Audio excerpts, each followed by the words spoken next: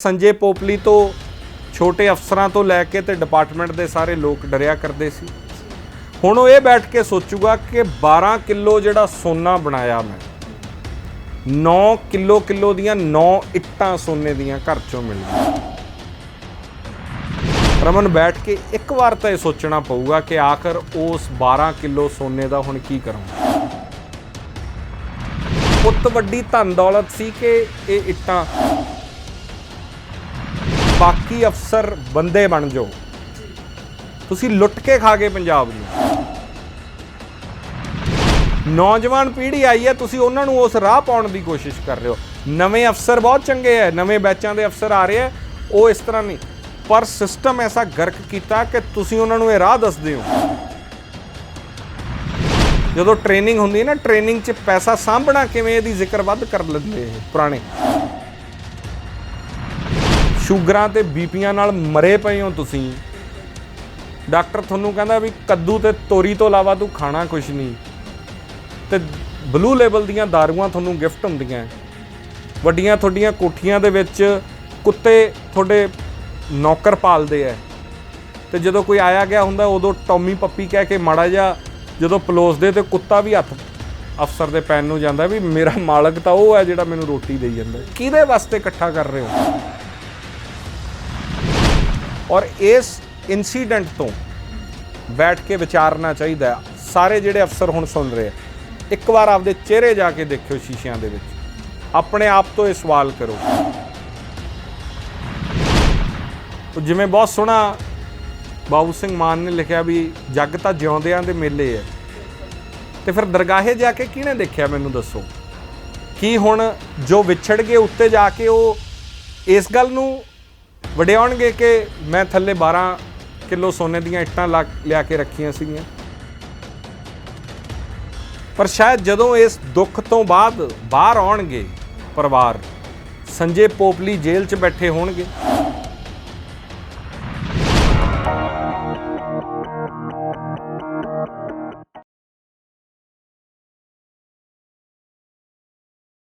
सत श्री अकाल, मैं रमन तूर सियासत लाइव ਦੇ ਵਿੱਚ ਤੁਹਾਡਾ ਸਭ ਦਾ ਬਹੁਤ-ਬਹੁਤ ਸਵਾਗਤ।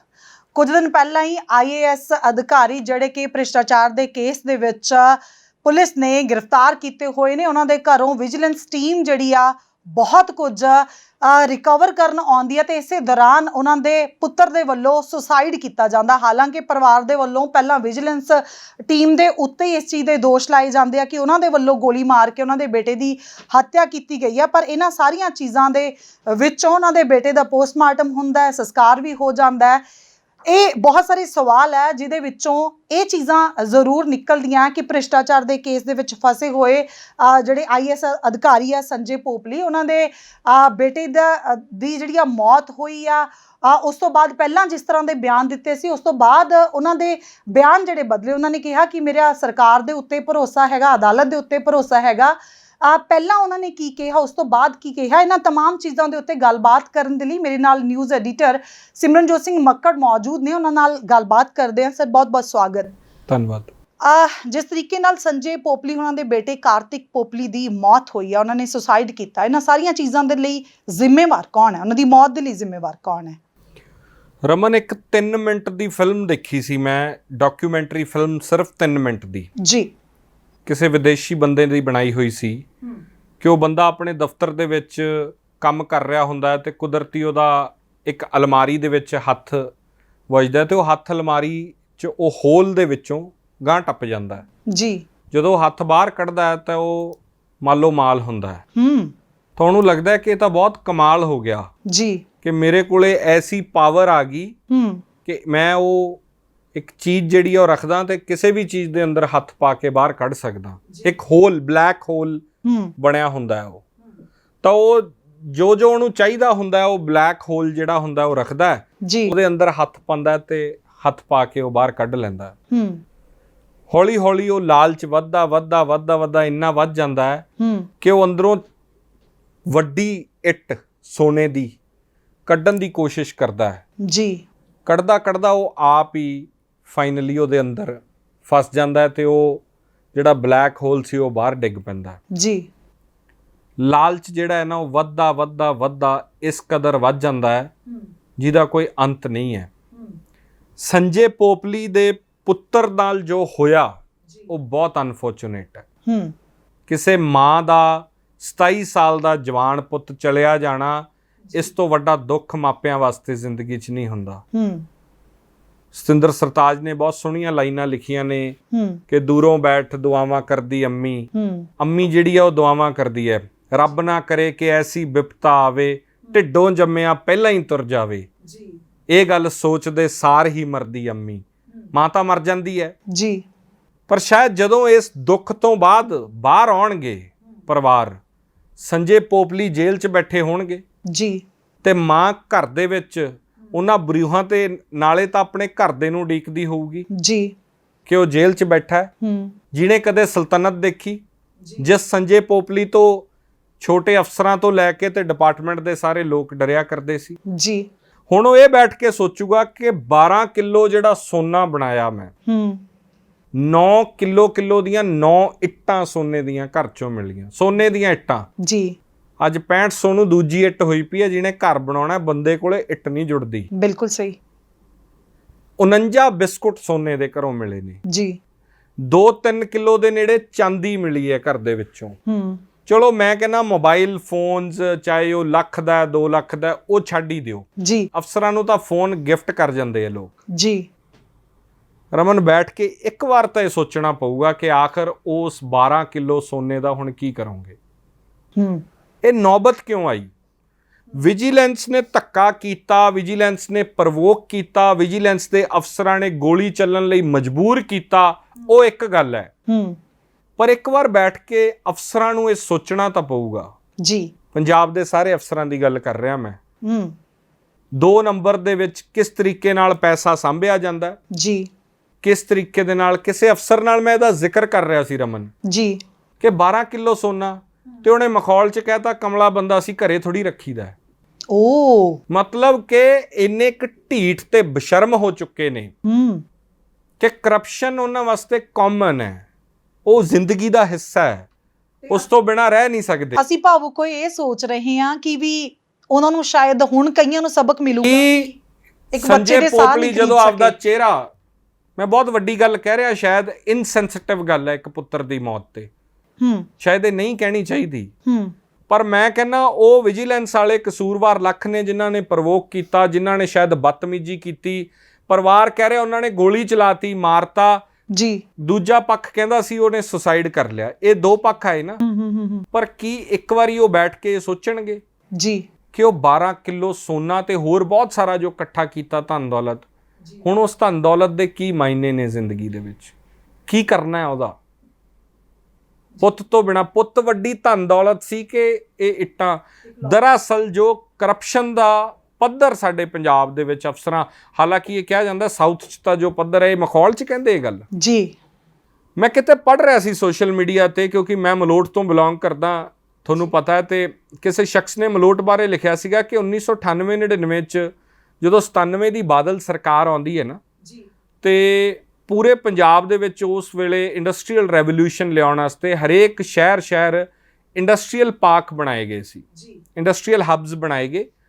ਪਿੰਡਾਂ ਦੀਆਂ ਜ਼ਮੀਨਾਂ ਜਿਹੜੀਆਂ ਆਉਂਦੀਆਂ ਸੀ ਉਹ ਅਕਵਾਇਰ ਕਰਕੇ ਤੇ ਉੱਥੇ ਫਿਰ ਪਲਾਟ ਕੱਟੇ ਗਏ ਇੰਡਸਟਰੀ ਵਾਸਤੇ। ਵਿਜ਼ਨ ਇਹ ਸੀਗਾ ਕਿ ਸ਼ਹਿਰਾਂ 'ਚੋਂ ਇੰਡਸਟਰੀ ਚੱਕ ਕੇ ਬਾਹਰ ਲੈ ਜਾਈਏ, ਔਰ ਉਹ ਪਲਾਟ ਕੱਟ ਕੇ ਦਿੱਤੇ ਸੀ। ਉਹ ਪ੍ਰੋਜੈਕਟ ਪੂਰੇ ਪੰਜਾਬ 'ਚ ਹੀ ਫੇਲ ਹੋਏ ਜ਼ਿਆਦਾਤਰ। ਤੁਸੀਂ ਮੋਗੇ ਦੇਖ ਲਓ, ਮਲੋਟ ਦੇਖ ਲਓ, ਜਿੰਨੇ ਉਹ ਇੰਡਸਟਰੀਅਲ ਟਾਊਨਸ ਬਣੇ ਉਹ ਚੱਲ ਨਹੀਂ ਸਕੇ। ਲੋਕਾਂ ਨੂੰ ਵੀ ਆਦਤ ਨਹੀਂ ਸੀਗੀ ਕਿ ਤੁਸੀਂ ਆਪਦਾ ਸਮਾਨ ਚੱਕੋ ਤੇ ਬਾਹਰ ਜਾ ਕੇ ਕਰੋ। ਇਹ ਗੱਲ ਦਾ ਜ਼ਿਕਰ ਇਸ ਕਰਕੇ ਕਰ ਰਿਹਾ ਕਿ ਉਸ ਲਿਖਤ 'ਚ ਲਿਖਿਆ ਸੀ ਕਿ ਉਸ ਵੇਲੇ IAS ਜਿਹੜੇ ਸੰਜੇ ਪੋਪਲੀ ਨੇ, ਉਹ ਉਸ ਪੂਰੇ ਇੰਡਸਟਰੀਅਲ ਪਾਰਕਾਂ ਉਹਨਾਂ ਦੇ ਅੰਡਰ ਉਸ ਵੇਲੇ ਉਹ ਜਦੋਂ ਉੱਥੇ ਸੀਗੇ ਤੇ ਉਹਨਾਂ ਦੇ ਅੰਡਰ ਸੀ ਜੀ। ਕਹਿੰਦੇ ਪਿੰਡ ਦਾਨੇ ਵਾਲੇ ਪਿੰਡ ਦੇ ਜ਼ਮੀਨ ਦੇ ਵਿੱਚ ਉਹ ਜਦੋਂ ਪਾਰਕ ਕੱਟਿਆ ਗਿਆ ਤੇ ਹੁਣ ਕਿਸਾਨਾਂ ਨੂੰ ਜਿਹੜਾ ਉਹਦੇ ਬਦਲੇ ਮੁਆਵਜ਼ਾ ਜਿਹੜਾ ਉਹਦੀ ਬਦਲੇ ਦੇਣਾ ਸੀ ਜੀ। ਤੇ ਕਹਿੰਦੇ ਕਿ ਪੋਪਲੀ ਸਾਹਿਬ ਉੱਥੇ ਆਏ ਸੀ ਤੇ ਇੱਕ ਅੱਧਾ ਚੈੱਕ ਵੰਡਿਆ ਤੇ ਬਾਕੀ ਦੇ ਚੈੱਕ ਚੰਡੀਗੜ੍ਹ ਆਪਦੇ ਨਾਲ ਲੈ ਗਏ। ਪਿੰਡ 'ਚ ਮਾਯੂਸੀ ਛਾ ਗਈ ਵੀ ਜ਼ਮੀਨ ਵੀ ਹੱਥੋਂ ਗਈ ਤੇ ਕਿਤੇ ਪੈਸਾ ਵੀ ਨਾ ਜਾਵੇ। ਮੋਤਬਾਰ ਇਕੱਠੇ ਹੋਏ ਤੇ ਉਹਨਾਂ ਨੇ ਕਿਹਾ ਕਿ ਕੋਈ ਗੱਲ ਨਹੀਂ, ਸੀਐਮ ਦਾ ਨਾਲ ਹਲਕਾ ਲੰਬੀ ਪੈਂਦਾ, ਮਲੋਟ ਦੇ ਉੱਤੇ ਉਦੋਂ ਬੀਬੀ ਸੁਰਿੰਦਰ ਕੌਰ ਬਾਦਲ ਦਾ ਹੱਥ ਰਹਿੰਦਾ ਸੀਗਾ। ਉਹਨਾਂ ਨੇ ਕਿਹਾ ਗੱਲ ਕੋਈ ਨਹੀਂ, ਤਕੜੇ ਹੋ, ਚੰਡੀਗੜ੍ਹ ਚੱਲੋ, ਅਫਸਰ ਆਪਾਂ ਨੂੰ ਖਾ ਥੋੜੀ ਜਾਊਗਾ। ਬਿਲਕੁਲ। ਕਹਿੰਦੇ ਜਲੀਲ ਕਰਕੇ ਉਸ ਵੇਲੇ ਉਹਨਾਂ ਲੋਕਾਂ ਤੋਂ ਬਕਾਇਦਾ ਇਹ ਲਿਖਾਇਆ ਗਿਆ ਕਿ ਦੱਸੋ ਤੁਹਾਨੂੰ ਚੈੱਕ ਜਲਦੀ ਕਿਉਂ ਚਾਹੀਦੇ, ਮਿਲ ਜਾਣਗੇ ਤੁਹਾਨੂੰ। ਕਾਰਨ ਉਹਦੇ ਪਿੱਛੇ ਕੀ ਹੁੰਦਾ ਸੀਗਾ, ਜੇ ਤੁਹਾਡਾ 30 ਲੱਖ ਦਾ, 40 ਲੱਖ ਦਾ, 50 ਲੱਖ ਦਾ, ਜਦੋਂ ਤੱਕ ਅੰਡਰ ਦਾ ਟੇਬਲ ਸਮਾਨ ਪਹੁੰਚਦਾ ਨਹੀਂ ਸੀ, ਚੈੱਕ ਨਹੀਂ ਸੀ ਮਿਲਦੇ। ਆਪਣੀ ਚੀਜ਼ ਦੇ ਪੈਸੇ ਲੈਣ ਦੇ, ਆਪਣੀ ਚੀਜ਼ ਦੇ ਪੈਸੇ। ਕੀ ਜ਼ਿੰਦਗੀ 'ਚ ਇਹ ਸਭ ਕੀਤਾ ਹੋਇਆ ਮੂਹਰੇ ਨਹੀਂ ਆਉਣਾ? ਹੁਣ ਤਾਂ ਸ਼ਰੀਆ ਮੈਂ ਬਹੁਤ ਇਨਸੈਂਸਿਟਿਵ ਗੱਲਾਂ ਕਰ ਰਿਹਾ ਅੱਜ ਜੀ, ਪਰ ਇਹ ਕਿਉਂ ਕਰ ਰਿਹਾ? ਬਾਕੀ ਅਫਸਰ ਬੰਦੇ ਬਣ ਜਾਓ ਜੀ। ਤੁਸੀਂ ਲੁੱਟ ਕੇ ਖਾ ਗਏ ਪੰਜਾਬ ਨੂੰ, ਤੁਸੀਂ ਆਪਣੇ ਘਰ ਭਰ ਲਏ, ਤੁਸੀਂ ਆਪਣੇ ਫਾਰਮ ਹਾਊਸਾਂ 'ਚ ਰਹਿੰਦੇ ਹੋ ਜਾ ਕੇ, ਤੁਹਾਡੇ ਮੁੰਡਿਆਂ ਕੋਲੇ ਵੱਡੀਆਂ ਕਾਰਾਂ। ਮੈਂ ਕਿਹਦਾ ਨਾਂ ਲਵਾਂ ਇੱਥੇ? ਰੋਜ਼ ਰਹਿੰਦੇ ਆ, ਵਰਤਦੇ ਆ, ਪਤਾ ਹੈ। ਨੌਜਵਾਨ ਪੀੜ੍ਹੀ ਆਈ ਹੈ, ਤੁਸੀਂ ਉਹਨਾਂ ਨੂੰ ਉਸ ਰਾਹ ਪਾਉਣ ਦੀ ਕੋਸ਼ਿਸ਼ ਕਰ ਰਹੇ ਹੋ। ਨਵੇਂ ਅਫਸਰ ਬਹੁਤ ਚੰਗੇ ਹੈ, ਨਵੇਂ ਬੈਚਾਂ ਦੇ ਅਫਸਰ ਆ ਰਹੇ ਹੈ, ਉਹ ਇਸ ਤਰ੍ਹਾਂ ਨਹੀਂ, ਪਰ ਸਿਸਟਮ ਐਸਾ ਗਰਕ ਕੀਤਾ ਕਿ ਤੁਸੀਂ ਉਹਨਾਂ ਨੂੰ ਇਹ ਰਾਹ ਦੱਸਦੇ ਹੋ ਵੀ ਕਾਕਾ ਐਂ ਚੱਲਣਾ ਪੈਣਾ ਤੈਨੂੰ। ਜਦੋਂ ਟ੍ਰੇਨਿੰਗ ਹੁੰਦੀ ਹੈ ਨਾ, ਟ੍ਰੇਨਿੰਗ 'ਚ ਪੈਸਾ ਸਾਂਭਣਾ ਕਿਵੇਂ, ਇਹਦੀ ਜ਼ਿਕਰ ਵੱਧ ਕਰ ਲੈਂਦੇ ਇਹ ਪੁਰਾਣੇ। ਪੈਸਾ ਸਾਂਭਣਾ ਬੜਾ ਔਖਾ ਹੈ, ਪਰ ਮੈਨੂੰ ਲੱਗਦਾ ਇਦੋਂ ਬਾਅਦ ਆਪਦੇ ਘਰਾਂ ਦੇ ਜਵਾਕਾਂ ਦੀਆਂ ਮੁੰਦੀਆਂ ਤੱਕ ਇਹਨਾਂ ਨੇ ਨਾਨਕਿਆਂ ਤੇ ਭੇਜਤੀਆਂ ਹੋਣੀਆਂ ਹੁਣ, ਵੀ ਕਿਤੇ ਜੇ ਸਾਡੇ ਵਿਜੀਲੈਂਸ ਪੈ ਗਈ ਤਾਂ ਜਿਹੜੀ ਕੋਈ ਨਾਨੀ ਨੇ ਕੜਾ ਵੀ ਪਾਇਆ ਸੀਗਾ ਛਟੀ ਰਾਤ ਤੇ ਜਵਾਕ ਨੂੰ, ਕਿਤੇ ਉਹ ਵੀ ਨਾ ਲੈ ਜਾਣ ਹੁਣ। ਪਰ ਇਹ ਡਰ ਅਫਸਰਾਂ 'ਚ ਹੋਣਾ ਚਾਹੀਦਾ ਹੈ। ਇਹ ਕਰਪਸ਼ਨ ਐਸੀ ਗੰਦੀ ਨਾਮਰਾਦ ਬਿਮਾਰੀ ਹੈ, ਸਿਉਂਕ ਤੋਂ ਵੀ ਮਾੜੀ ਬਿਮਾਰੀ ਹੈ, ਖਾ ਗਈ ਇਹ। ਔਰ ਇਸ ਇਨਸੀਡੈਂਟ ਤੋਂ ਬੈਠ ਕੇ ਵਿਚਾਰਨਾ ਚਾਹੀਦਾ ਹੈ। ਸਾਰੇ ਜਿਹੜੇ ਅਫਸਰ ਹੁਣ ਸੁਣ ਰਹੇ ਆ, ਇੱਕ ਵਾਰ ਆਪਦੇ ਚਿਹਰੇ ਜਾ ਕੇ ਦੇਖਿਓ ਸ਼ੀਸ਼ਿਆਂ ਦੇ ਵਿੱਚ, ਆਪਣੇ ਆਪ ਤੋਂ ਇਹ ਸਵਾਲ ਕਰੋ, ਜ਼ਿੰਦਗੀ ਜਿਉਣ ਲਈ ਕਿੰਨਾ ਪੈਸਾ ਚਾਹੀਦਾ ਤੁਹਾਨੂੰ? ਮੈਂ ਕਹਿੰਦਾ ਤੁਸੀਂ ਰਾਇਲਸ ਰॉयਸ ਕਾਰ ਲੈ ਲੈਂਦੇ, ਤੁਸੀਂ ਫਰਾਰੀ ਲੈ ਲੈਂਦੇ, ਸਮਝ 'ਚ ਆਉਂਦਾ ਕਿ ਇਕੱਠਾ ਕੀਤੇ ਧਨ ਨੂੰ ਕਿਤੇ ਵਰਤ ਰਹੇ ਹੋ। ਤੁਸੀਂ 6 ਕਿੱਲਿਆਂ ਦਾ ਫਾਰਮ ਹਾਊਸ ਲੈ ਲਿਆ, ਤੁਸੀਂ ਚੰਡੀਗੜ੍ਹ ਪੈਂਟ ਹਾਊਸ ਲੈ ਲਿਆ, ਮੈਂ ਕਹਿੰਦਾ ਮੈਂ ਸਮਝ ਜਾਂਦਾ ਕਿ ਲਗਜ਼ਰੀ ਨੂੰ ਮੰਨ ਰਹੇ ਹੋ। ਕਰ ਕਰਕੇ ਇਕੱਠੀਆਂ ਇੱਟਾਂ ਸੋਨੇ ਦੀਆਂ ਤੇ ਘਰ ਦੇ ਲੱਕਰਾਂ ਦੇ ਵਿੱਚ ਉਮਰ ਦਰ ਉਮਰ, ਦਹਾਕੇਦਾਰ ਦਹਾਕੇ ਉਹ ਪਈਆਂ ਰਹਿ ਗਈਆਂ, ਤੇ ਉਹ ਕੰਮ ਕਿਹਦੇ ਆਉਣੀ ਹੈ? ਉਹ ਜਿਵੇਂ ਬਹੁਤ ਸੋਹਣਾ ਬਾਬੂ ਸਿੰਘ ਮਾਨ ਨੇ ਲਿਖਿਆ ਵੀ ਜੱਗ ਤਾਂ ਜਿਉਂਦਿਆਂ ਦੇ ਮੇਲੇ ਹੈ, ਤੇ ਫਿਰ ਦਰਗਾਹੇ ਜਾ ਕੇ ਕਿਹਨੇ ਦੇਖਿਆ ਮੈਨੂੰ ਦੱਸੋ? ਕੀ ਹੁਣ ਜੋ ਵਿਛੜ ਗਏ ਉੱਤੇ ਜਾ ਕੇ ਉਹ ਇਸ ਗੱਲ ਨੂੰ ਵਡਿਆਉਣਗੇ ਕਿ ਮੈਂ ਥੱਲੇ 12 ਕਿਲੋ ਸੋਨੇ ਦੀਆਂ ਇੱਟਾਂ ਲਿਆ ਕੇ ਰੱਖੀਆਂ ਸੀਗੀਆਂ? ਉਹ ਇੱਟਾਂ ਸਾਹ ਤਾਂ ਬੱਚੇ ਦੀ ਖਰੀਦ ਨਹੀਂ 5 ਗ੍ਰਾਮ ਸਕੀਆਂ। ਦੀ ਤੁਸੀਂ ਕਿਤੇ ਆਮ ਬੰਦਾ ਨਾ, ਤੁਹਾਡੇ ਮੇਰੇ ਵਰਗਾ, ਜਾਂ 10 ਗ੍ਰਾਮ ਦਾ, ਤੋਲੇ ਦਾ ਸਾਲ ਛਮਾਈ ਕਿਤੇ ਆਪਦੀ ਘਰ ਵਾਲੀ ਨੂੰ ਕੋਈ ਇੱਕ ਗਿਫਟ ਦੇ ਦੇ ਤੇ 3 ਸਾਲ ਉਸ ਤੋਂ ਬਾਅਦ ਸੌਖੇ ਲੰਘ ਜਾਂਦੇ ਆ। ਇਹ ਫੈਕਟ ਹੈ ਕਿ ਤੈਨੂੰ 2 ਸਾਲ ਪਹਿਲਾਂ ਜਨਮ ਦਿਨ ਤੇ ਮੈਂ ਲੈ ਕੇ ਤਾਂ ਦਿੱਤੀ ਸੀ ਗਾਨੀ, ਕੋਈ ਨਹੀਂ ਹੁਣ ਅਗਲੇ ਸਾਲ ਦੇਖ ਲਾਂਗੇ।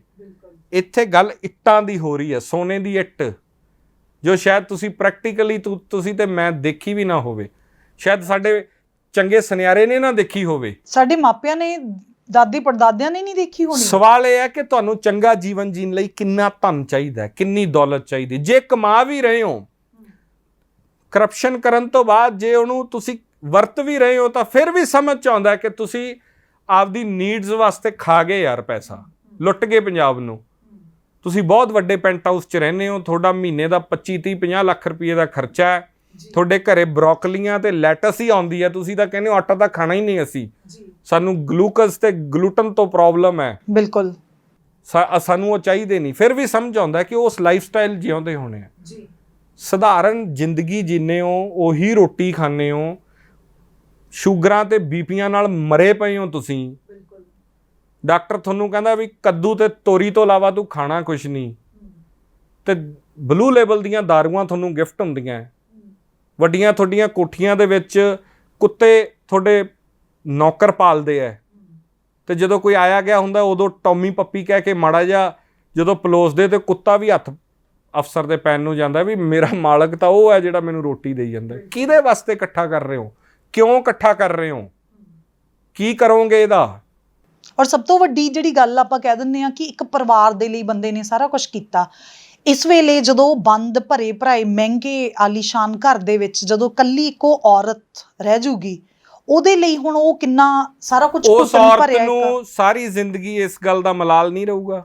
ਪੁੱਤ ਦੀ ਤਸਵੀਰ ਟੰਗੀ ਪਈ ਹੈ, ਜਿਹੜਾ ਇਕੱਠਾ ਕੀਤਾ ਉਹ ਵੀ ਗਿਆ, ਉਹੀ ਮੈਂ ਕਹਿ ਰਹੀ ਹਾਂ, ਮਟੀਰੀਅਲਿਸਟਿਕ ਜਿਹੜਾ ਇਕੱਠਾ ਕੀਤਾ ਉਹ ਵੀ ਗਿਆ, ਤੇ ਜਿਹਨੇ ਇਕੱਠਾ ਕੀਤਾ ਉਹ ਜੇਲ੍ਹ 'ਚ ਗਿਆ।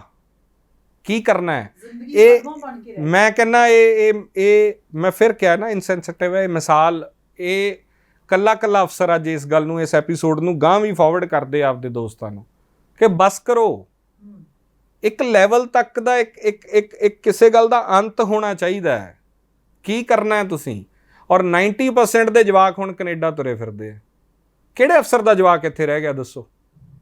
ਤੇ ਜੇ ਤੁਹਾਡੇ ਵਾਲਿਆਂ ਨੇ ਰਹਿਣਾ ਹੀ ਨਹੀਂ, ਜਿਨ੍ਹਾਂ ਵਾਸਤੇ ਤੁਸੀਂ ਕਰੀ ਜਾਂਦੇ ਹੋ, ਤੇ ਫਿਰ ਕਿਉਂ ਉਸ ਗਰੀਬ ਜੱਟ ਨੂੰ, ਕਿਉਂ ਉਸ ਗਰੀਬ ਵਪਾਰੀ ਨੂੰ, ਕਿਉਂ ਉਸ ਵਿਚਾਰੇ ਆਮ ਬੰਦੇ ਨੂੰ ਤੁਸੀਂ ਤੜਫਾ ਕੇ ਉਹਦੀ ਚੀਰ ਕੇ ਪੈਸਾ ਕੱਢ ਲੈਂਦੇ ਹੋ ਉਹਦੇ ਵਿੱਚੋਂ? ਤੁਸੀਂ ਕਿੰਨਾ ਤੜਫਦਾ ਉਹ ਬੰਦਾ, ਜਿਹਨੇ ਕੀ ਇਸ ਮੁਲਕ ਦੇ ਵਿੱਚ ਵਪਾਰੀ ਨੂੰ ਇਹ ਹੱਕ ਨਹੀਂ ਕਿ ਉਹ ਇੰਡਸਟਰੀ ਜਾ ਕੇ ਲਾਵੇ ਤੇ ਉਹਨੂੰ ਇਹ ਹੈਲਪ ਹੋਵੇ ਕਿ ਤੂੰ ਖੜਾ ਹੋ ਯਾਰ, ਮੈਂ ਤੇਰੇ ਨਾਲ। ਸਰਕਾਰਾਂ, ਅਫਸਰ, ਇੱਕ ਐਗਰੀਕਲਚਰ ਸਕੈਮ ਦੀ ਗੱਲ ਆ ਰਹੀ ਹੈ, ਉਹਦੇ 'ਚ ਉਸ ਅਫਸਰ ਦਾ ਨਾਮ ਆਇਆ ਜਿਹੜਾ ਓਨੈਸਟ ਮੰਨਿਆ ਜਾਂਦਾ ਸਭ ਤੋਂ, ਜਿਹਨੂੰ ਕਹਿੰਦੇ ਸੀ ਇਹ ਤਾਂ ਦਾਤਾ ਹੈ, ਦੇਵਤਾ ਬੰਦਾ ਹੈ ਤਾਂ।